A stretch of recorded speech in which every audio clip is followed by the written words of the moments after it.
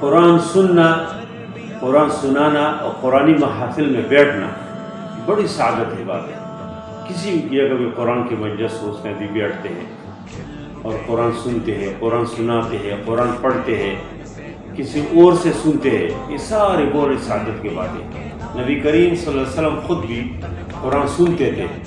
ایک بار حضرت عبداللہ بن مسعود سے فرمایا کہ اقرأ علیہ قرآن، اور عبداللہ بن مسعود نے فرمایا کہ اللہ کے نبی قرآن تو آپ کے اوپر نازل ہے اور میں پڑھوں، اقرأ علیک وعلیک انزل۔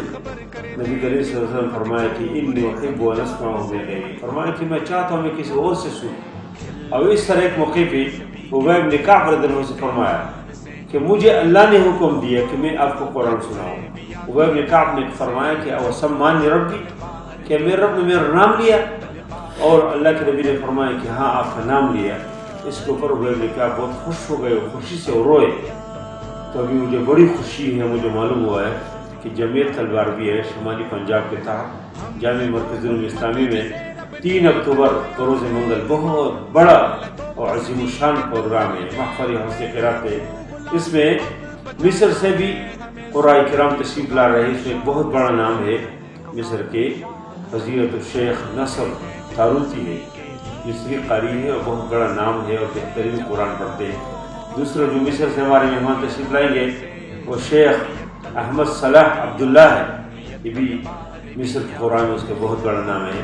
اور اس کے علاوہ پاکستانی جو بڑے بڑے قراء ہے وہ بھی تشریف لائیں گے، خاص کر احمد تنوی صاحب جو قرآن کے اسی تجوید کے اندر قرات کے اندر سے PhD کی ہے، وہ بھی تشریف لائیں گے انشاءاللہ۔ اس پروگرام کے جو میزبان ہے وہ تو جمعیت طلبہ عربیہ شمالی پنجاب کے منتظم شفقت منصوری ہے، اور اس میں شیخ القرآن والحدیث حضرت مولانا عبد المالک صاحب سرپرستی فرمائیں گے، اور جمعیت عربیہ کے منتظم اعلیٰ محترم محمد افضل وہ بھی تشریف لائیں گے۔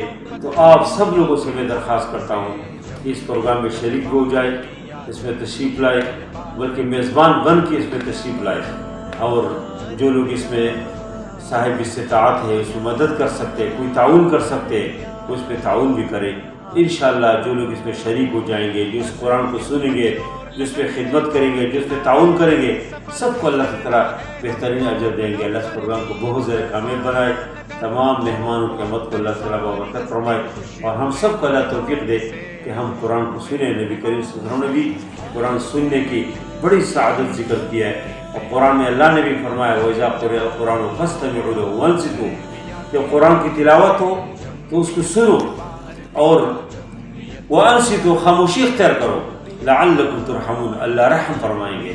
ہم سب رحم کے مستحق بننے کے لیے اس قرآنی محفل میں شرکت کریں گے۔